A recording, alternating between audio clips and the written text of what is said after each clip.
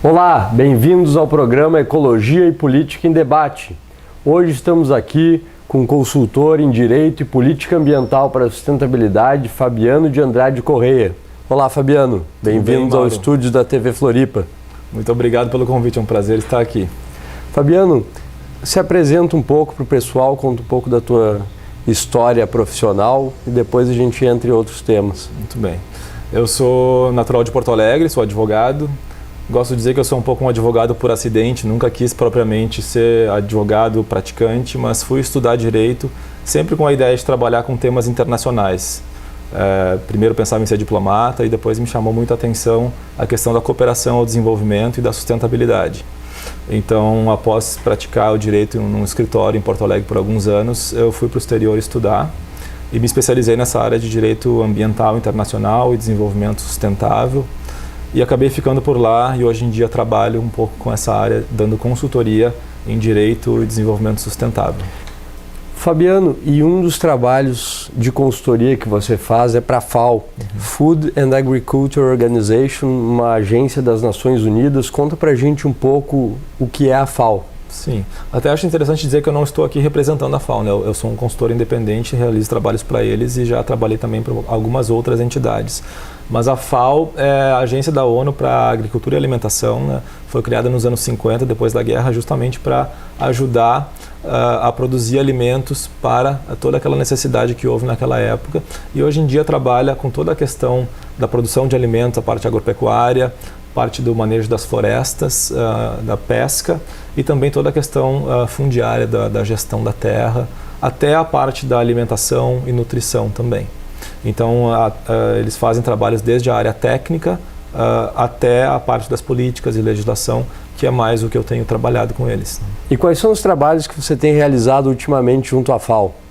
Então, está muito em voga hoje em dia a questão das mudanças climáticas, né? E também tem se falado cada vez mais dessa problemática no âmbito da agricultura e do manejo florestal.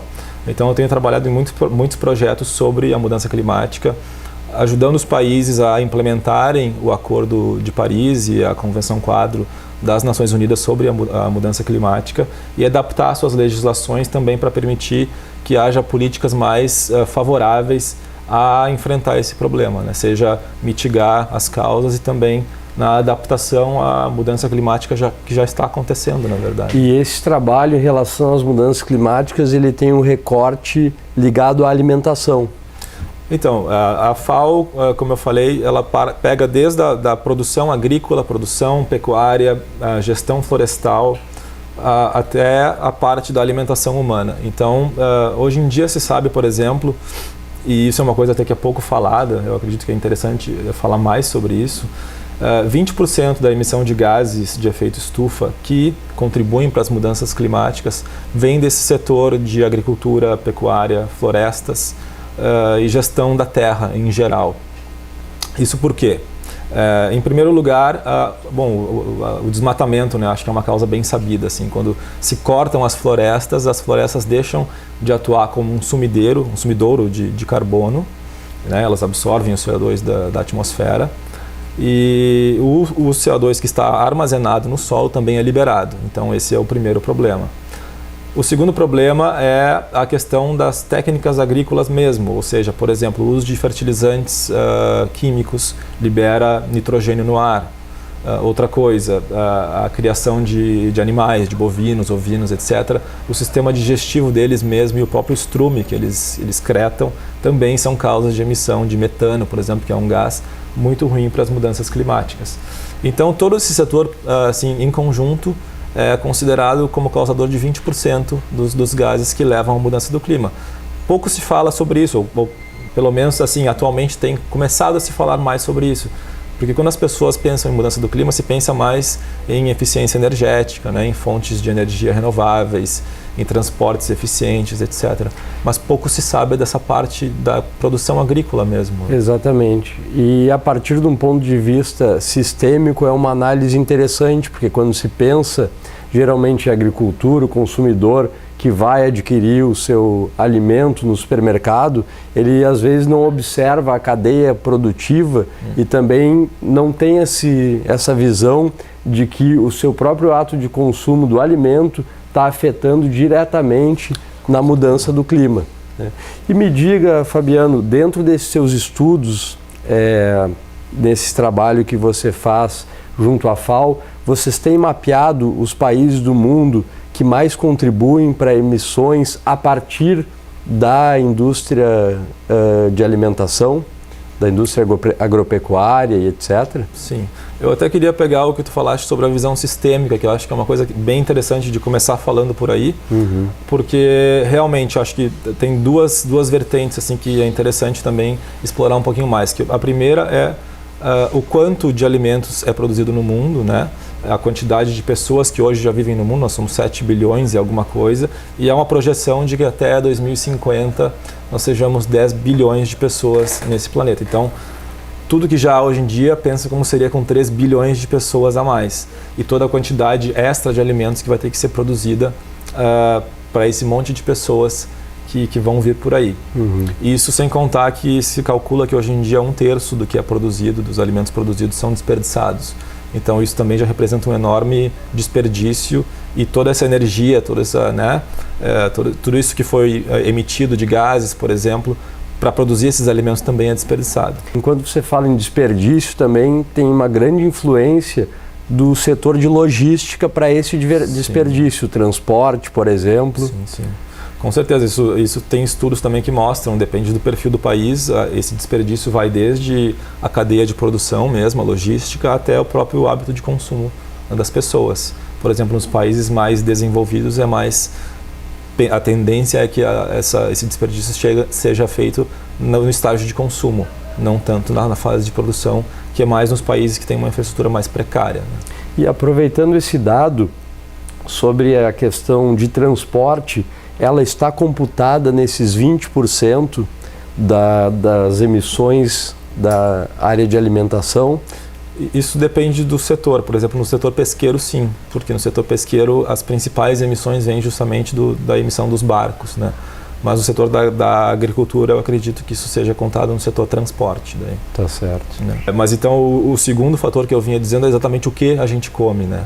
E como a FAO, por exemplo, vem batendo muito nessa questão da necessidade das pessoas serem mais conscientes da sua dieta e do impacto que a sua dieta causa no meio ambiente e no próprio desenvolvimento sustentável, principalmente nessa consciência de que vão ter muito mais pessoas no mundo num tempo muito breve, né?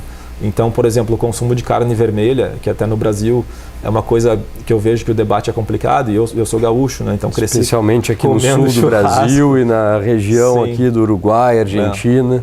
Mas assim, até isso já é uma opinião pessoal, né? Eu acho que a nossa pecuária no Rio Grande do Sul ainda é um pouco mais sustentável porque ela é praticada nos campos que sempre lá existiram, né? Então era uma coisa um pouco autóctona. O problema mesmo é na fronteira já lá para cima, né? Centro-Oeste, Amazônia, onde houve muito desmatamento para abrir espaço para pastagens, né?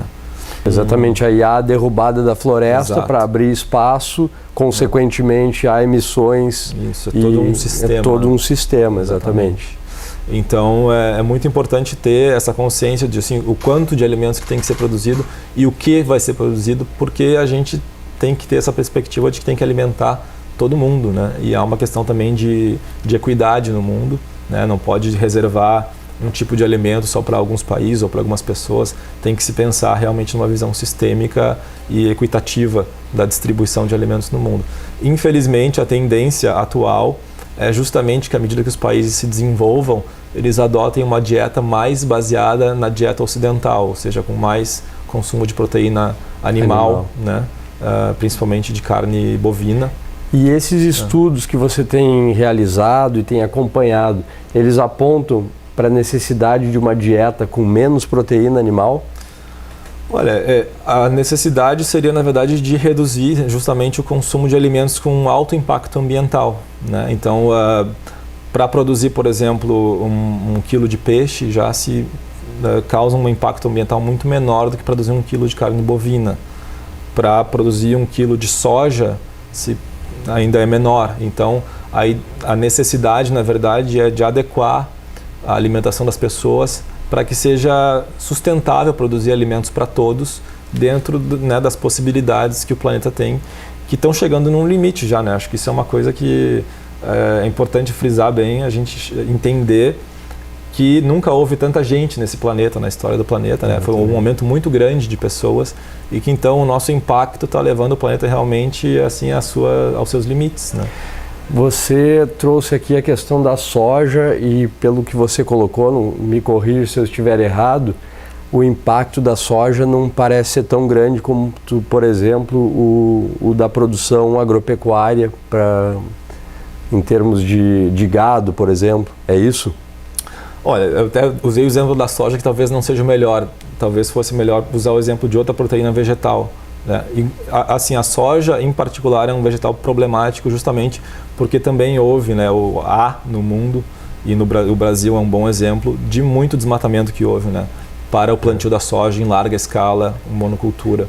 O que o que me fez refletir sobre a sua colocação é que a gente produz muita soja aqui para mandar para o exterior. Sim. E para alimentar animais, inclusive para fortalecer essa dieta baseada em proteína animal. Então, dentro do que a gente estava conversando sobre o pensamento sistêmico, se a gente for avaliar a pegada da soja nesse sentido, parece que realmente é uma pegada muito grande, né? Sim, isso tem toda a razão. A outra questão que eu gostaria de te perguntar, Fabiana, é o seguinte: a gente passou ali nos anos 70 pela Revolução Verde, e há algumas pessoas que falam, olha, a gente já alimentava o mundo de maneira satisfatória mesmo antes da Revolução Verde, antes de surgirem aí os agrotóxicos, né, e serem usados com mais intensidade.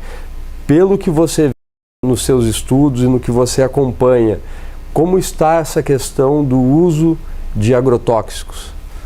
Olha, a gente sabe que o Brasil, por exemplo, é o país campeão de uso de agrotóxicos no mundo, né? E muito a isso é acreditado o sucesso do agronegócio no Brasil, e que o Brasil seja um produtor de tantos alimentos.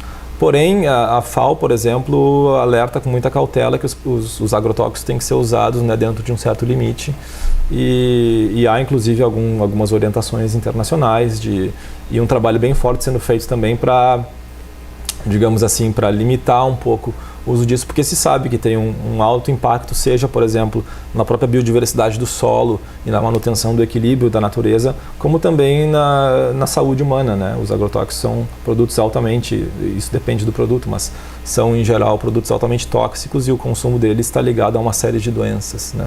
Então, o ideal seria justamente limitar o uso desses produtos, entender bem que tipo de produtos são usados e tentar contrabalancear isso na medida do possível com a agricultura orgânica, com alternativas, exatamente, com a agroecologia. Existem técnicas hoje em dia. Era isso que eu gostaria de te perguntar.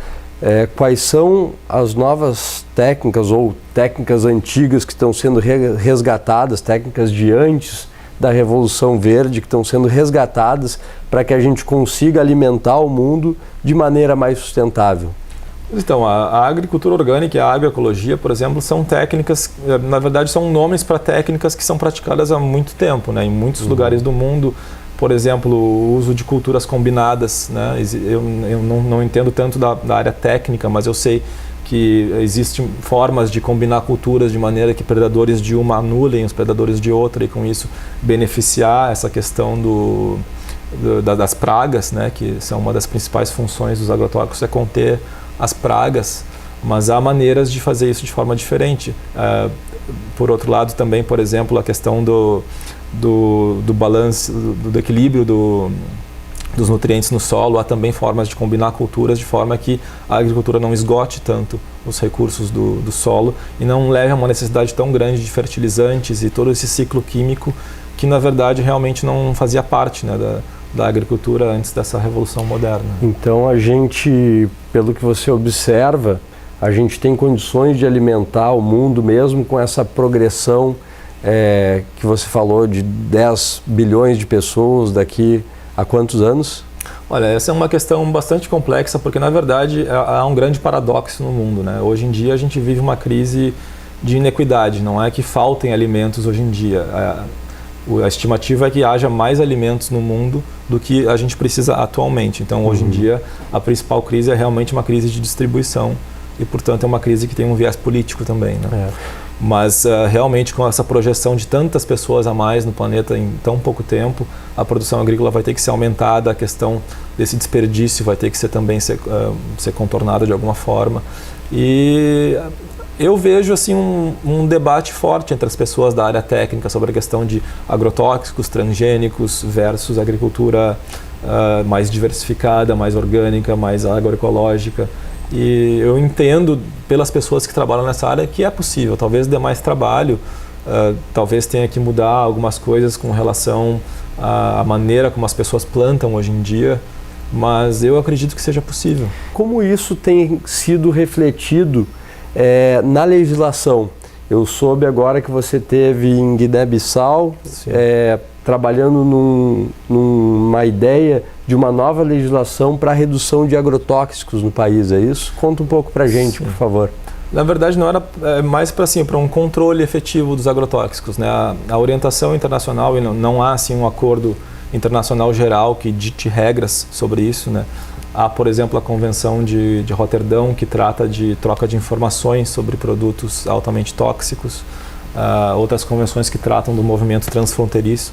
Mas sobre a produção e o uso dos agrotóxicos, há orientações. Mas, assim, com base, inclusive, nos estudos da FAO e da Organização Mundial da Saúde, a recomendação internacional é que haja no país uma legislação específica para o controle e a gestão dos agrotóxicos ao longo de todo o seu ciclo de vida, ou seja, desde a produção do produto até a distribuição, a comercialização, a colocação no mercado, a aplicação, mesmo por questões como publicidade e depois o descarte de embalagens vazias, a proteção das pessoas, dos trabalhadores que manuseiam esses produtos e cuidados que têm que ser observados. Então, é bem importante que o país tenha uma legislação adequada, cobrindo todos os tipos de pesticidas e cobrindo todas essas etapas do ciclo de vida que eles percorrem, justamente para minimizar a exposição das pessoas, da saúde humana e da saúde ou do bem-estar do meio ambiente, por assim dizer,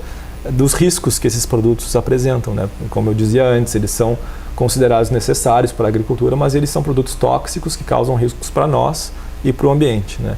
Então, a Guiné-Bissau, por exemplo, é um país que conta com uma legislação que tem algumas lacunas. Então, o trabalho da FAO, dentro do seu mandato, é justamente nessas áreas ajudar os países a fazer uma análise da legislação e ver onde pontos podem ser melhorados e apoiar nessa revisão. Fabiano, você trouxe aqui a informação de que o Brasil é o campeão mundial em uso de agrotóxicos. O Brasil há pouco assinou um acordo comercial com a União Europeia. Como você pensa que essa liberação massiva de uso de agrotóxicos que tem hoje no Brasil e esse fato de ser o campeão mundial de agrotóxicos pode influenciar na política comercial com a Europa? Eu vejo que isso pode ser um fator de contenção ou de mais sensibilidade no uso dos agrotóxicos, porque, inclusive, pelo dado que eu sei, muitos dos produtos que vêm sendo liberados no Brasil são mesmo proibidos na Europa, né? E a União Europeia é uma entidade com regras fitossanitárias bastante estritas. Então, eu imagino que para aproveitar desse mercado exportador que vai se abrir para o Mercosul, né, vai ter que haver alguma adequação do que é usado aqui, se há o interesse de exportar produtos para lá, né? Porque eu duvido que eles vão aceitar produtos tratados com produtos que lá são proibidos, né? Alguns países que estão inibindo o comércio e a importação de produtos alimentícios brasileiros devido a essa questão de agrotóxicos. E agora, com esse acordo comercial, você acha que deve... Não sei se você chegou a ver o acordo, se há normas a esse respeito no próprio acordo, ou você pensa que isso vai surgir com o andar das negociações? Em princípio, assim, o comércio de produtos é livre pelas regras internacionais de comércio. Pode haver alguma discriminação de produtos com base em razões para proteger o ambiente e a saúde, mas tem que ser feita de certas formas, de modo que não seja discriminatório, né? Eu não vi ainda, não sei nem se já está disponível o texto desse acordo, mas a União Europeia é uma das entidades ou países no mundo que mais tentam usar o comércio como uma alavanca para promover outros objetivos, dentre eles o desenvolvimento sustentável, que é uma bandeira bem forte que eles levantam, né? Então, nos outros acordos comerciais que eu já estudei da União Europeia, em muitos há um capítulo sobre comércio e desenvolvimento sustentável. Justamente, ele é fora assim, do capítulo de reduções tarifárias, etc., mas é um capítulo de sensibilização e de intenções, justamente de promover comércio em produtos que sejam, por exemplo, menos poluentes e etc., para usar o comércio como uma arma para o desenvolvimento sustentável. Eu espero, não sei muito o que esperar, mas eu espero que esse acordo possa ser uma coisa benéfica para justamente sensibilizar o agronegócio brasileiro a ser um pouquinho mais sustentável. Fabiano, uma outra questão que eu gostaria de conversar contigo, você que trabalha na área internacional, é sobre os objetivos do desenvolvimento sustentável. Como que essa questão da alimentação dialoga com os objetivos de desenvolvimento sustentável? Então, eu acho muito interessante sempre trazer a questão da visão sistêmica que a gente falava antes, né? E está tudo muito ligado hoje em dia, desde a questão da produção de alimentos, a distribuição dos alimentos no mundo, como isso afeta a parte da gestão das florestas, a gestão dos solos, a questão do clima, né? Os ODS são 17, então eles tocam em praticamente tudo, né? Desde indústria até biodiversidade, clima, pescas, oceanos, etc. Questão de gênero. Tudo. Então, eu acho que isso toca em muitas partes e é muito interessante ver justamente como uma questão integral, né? Que entra desde como os alimentos são produzidos, como isso afeta o meio ambiente, como a distribuição dos alimentos afeta a saúde das pessoas, afeta mesmo os direitos humanos básicos, até o direito à vida mesmo, né? Afetado pela a questão da disponibilidade, da acessibilidade dos alimentos. E a questão da acessibilidade à terra para a produção também. Exatamente. A gente viveu nas últimas décadas um grande êxodo rural, as cidades se incharam pela má distribuição do território, principalmente aqui no Brasil. E quanto ao desenvolvimento sustentável, você que observa essa agenda internacional, você vê que o mundo está num caminho da verdadeira sustentabilidade? Olha, se eu for ser bem sincero, não. Infelizmente, a gente que trabalha com essa área e assim está lendo de perto os relatórios e os últimos dados, infelizmente eu digo que não, e a gente acaba ficando um pouco pessimista, né?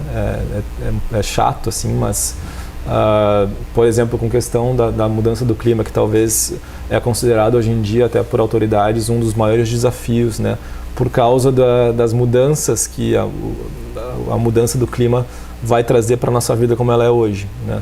Então, apesar de todos os acordos internacionais, apesar de todo o esforço que se tem feito, a projeção com base nas emissões atuais é que não se consiga manter o aumento da temperatura médio abaixo dos 2 graus, que era o pretendido, né, pelo Acordo de Paris. Exato. De preferência 1,5 graus, mas 2 graus. As projeções sejam que isso leve a um aumento de 4 graus até o final do século, ou algo parecido. E é difícil até de estimar o que vai acontecer se isso realmente ocorrer, né? As pessoas nunca se viveu num mundo tão quente. Assim, tem um documentário que eu gosto muito, que é o documentário Antes da Inundação, que foi produzido com Leonardo DiCaprio. Exato. E no National Geographic. Eu acho que é um documentário excelente. E um dos cientistas ali dá esse depoimento. Não se sabe, a Terra nunca foi tão quente, né? Então, o que isso vai causar de mudanças nos ecossistemas, na habitabilidade das cidades, as migrações que vão ser causadas pela subida do nível dos oceanos, é difícil prever, assim, mas assim, eu acho que o mundo está realmente numa trajetória não sustentável. Os objetivos do desenvolvimento sustentável, eles surgem dentro do contexto da Agenda 2030, da Agenda 2030, e ali metas extremamente ambiciosas para se atingir até 2030. Isso fica claro que o mundo não vai conseguir alcançar, pelo menos a maioria delas. Mas o que eu tenho refletido é o seguinte: há um caminho, e há também o caminho, muitas pessoas sabem, os cientistas sabem o caminho, e há também inovações, há iniciativas interessantes. O que falta, Fabiano, para você ver, para a gente dar essa virada? Porque cientistas falam que ainda há tempo da gente evitar uma catástrofe maior. Sim. Eu acho que o primeiro passo, o ponto de partida é educação e conscientização, né? Eu acho que ainda falta fazer um trabalho de chegar a essas informações que, por exemplo, algumas das coisas que eu falei aqui, são dados que estão à disposição do público, né? São dados confidenciais. Isso está escrito em relatórios que estão livres para ser baixados da internet, mas falta levar realmente essa informação às pessoas. As pessoas terem essa consciência do quão insustentável é o nosso modo de vida atual e do impacto que vai causar na nossa vida, né? Nós, no nosso tempo de vida, ainda vamos ser impactados por tudo isso que está acontecendo. Então, eu acho que a tomada de consciência, a informação, é o primeiro passo para exigir, para promover mudanças na nossa própria vida, né? Pequenas coisas que a gente mesmo pode fazer, mas também para exigir daqueles que nos representam, que tomam as decisões, medidas mais urgentes, né? E isso vai desde a pessoa que a gente elege para nos representar no parlamento, até, por exemplo, iniciativas como está surgindo em muitos lugares do mundo, ações populares na justiça, obrigando governos a mudarem de posição. Há um caso, por exemplo, na Holanda, que é bem emblemático, em que uma ONG processou o governo e obrigou eles a subirem a ambição das metas climáticas, né? Então, eu acho que assim, essa questão da tomada de conscientização, informação e depois também, é claro, a questão da vontade política, né? Como tu falaste, acho que tu está totalmente certo, há alternativas, não é que tudo esteja perdido, né? Mas falta realmente promover mudanças transformadoras. Aí pega a questão sistêmica mais uma vez, né? Como a gente produz as coisas, como a gente consome as coisas e como a gente também descarta as coisas, né? Exato, e ter uma pegada mais sustentável de um lado até o outro. E infelizmente o governo brasileiro e nesse caso o parlamento tem dado aí uma demonstração não muito pró sustentabilidade, inclusive há debates no Congresso Nacional com cientistas negacionistas do clima. Esse movimento de negação do clima, ele é forte no mundo ou ele, em alguns países como os Estados Unidos e o Brasil, que tem tomado mais força? Não, eu acho que é um movimento realmente mundial, mas eu vejo ele assim como uma questão muito pontual de alguns interesses. E eu sempre fico surpreso porque acho que a produção científica, os dados científicos são tão claros e tão disponíveis hoje em dia, né? As pessoas que estudam a parte do clima e que são parte do painel da ONU sobre o clima são cientistas reconhecidos do mundo todo, e não é são mais de 1000. E são 97% da comunidade científica reconhece as alterações climáticas. Então é necessário que você, cidadão, comece a se colocar como um ator protagonista dessas ações para reduzir a sua pegada ecológica e com ações de consumo e com ações de envolvimento com a comunidade, você pode ajudar o planeta a reduzir a sua pegada ecológica geral. Fabiano, eu peço então que você dê suas últimas palavras, se despeça do nosso telespectador e internauta, já agradecendo a sua presença aqui nos estúdios da TV Floripa. Eu que agradeço, eu acho um grande prazer para mim poder falar um pouco desse trabalho, que eu vejo muito como uma disseminação de informações que são de interesse de todos, né? Acho que já passou um pouco a ideia de ver pessoas que trabalham com essa área como ecochatos, porque na verdade esses problemas vão impactar a todos, né? A mim, a você, a ti. Então eu acho muito importante debater isso o mais que a gente pode, trazer essas informações do quão é importante realmente a gente tomar consciência do nosso impacto, do que a gente pode fazer e do que a gente pode exigir. Porque principalmente com relação, eu acho, a esses negacionistas do clima, é importante as pessoas olharem quais são os interesses que estão por trás de negar que isso está acontecendo, se justamente os dados científicos são tão claros, né? As pessoas que negam esses problemas estão negando isso com base no quê e por quê. Então é essa reflexão que eu gostaria de deixar. Exatamente. E o nosso programa Ecologia em Política em Debate está aqui para trazer a você informações qualificadas para que você possa se conscientizar, buscar fontes também e exercer a sua cidadania ambiental. Nós voltamos a semana que vem aqui na TV Floripa e no canal do YouTube do Instituto Aprender Ecologia. Muito obrigado.